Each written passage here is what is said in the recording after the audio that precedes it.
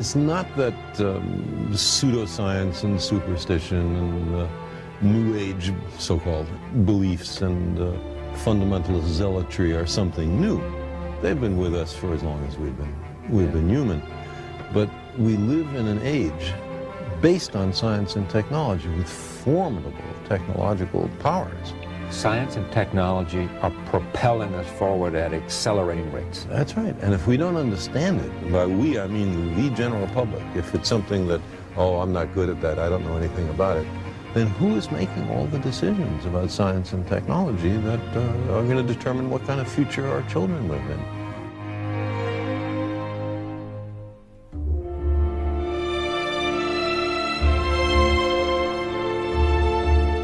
What's the danger of all this? I mean, you know, this is not the thing that... There's two kinds of dangers. One is what I just talked about, that we've arranged a society based on science and technology in which nobody understands anything about science and technology. And this combustible mixture of ignorance and power, sooner or later, is going to blow up in our faces. And the second reason that I'm worried about this is that science is more than a body of knowledge. It's a way of thinking, a way of skeptically interrogating the universe with a fine understanding of human fallibility. If we are not able to ask skeptical questions, to interrogate those who tell us that something is true, to be skeptical of those in authority, then we're up for grabs for the next charlatan, political or religious, who comes ambling along. It's a thing that Jefferson laid great stress on. It wasn't enough, he said, to enshrine some rights in a Constitution or a Bill of Rights. The people had to be educated, and they had to practice their skepticism and their education. Otherwise, we don't run the government. The government runs us. You see, people read the stock market quotations and financial pages. Look how complex that is. People are able to look at sports statistics. Look how many people can do that. Understanding science is not more difficult than that. It doesn't involve greater intellectual activities. But the thing about science is, first of all, it's after the way the universe really is and not what makes us feel good.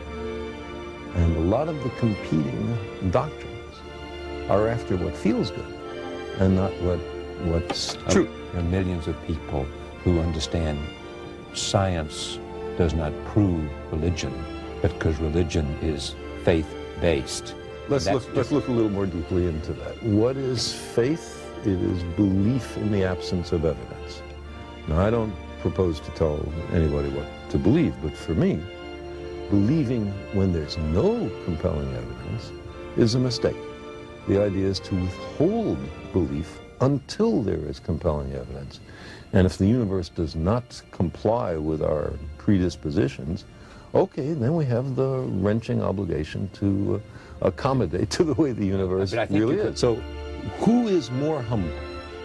The scientist who looks at the universe with an open mind and accepts whatever the universe has to teach us, or somebody who says everything in this book must be considered the literal truth, and never mind the fallibility of all the human beings involved in the writing of this book? I lost both my parents about 12 or 15 years ago, and I had a great relationship with them. I really miss them.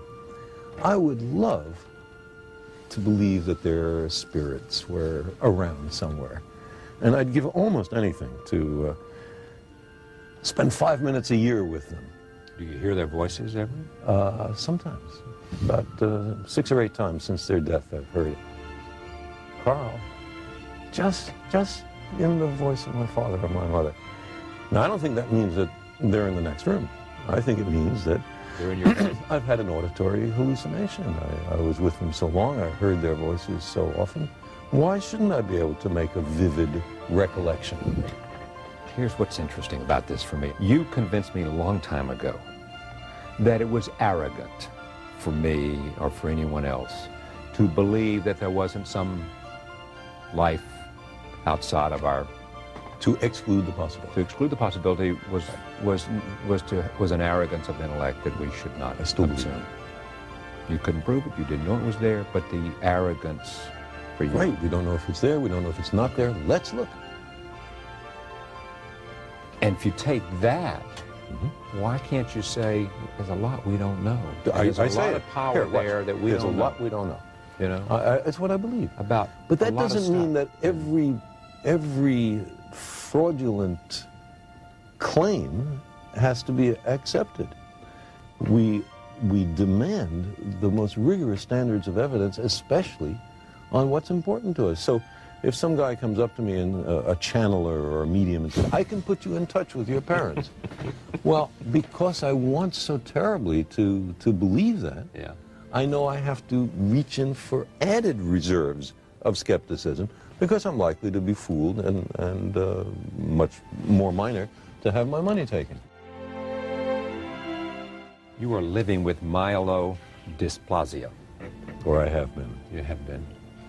And just share with us, because of your sense of language and your sense of understanding and being reflective and introspective, what do you think about, and what does it do for you to I didn't have any near-death experiences. I didn't have a religious conversion, but I thought about what it would be like to die. Certainly, and what it would be like for my family, and I didn't much think about what it would be like for me, because I don't think it's likely there's anything that you think about after you're dead.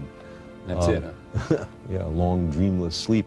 I'd love to believe the opposite, but I don't know of any evidence. But one thing that it has done is to enhance my sense of appreciation for the beauty of life and of the universe, and the sheer joy of being alive.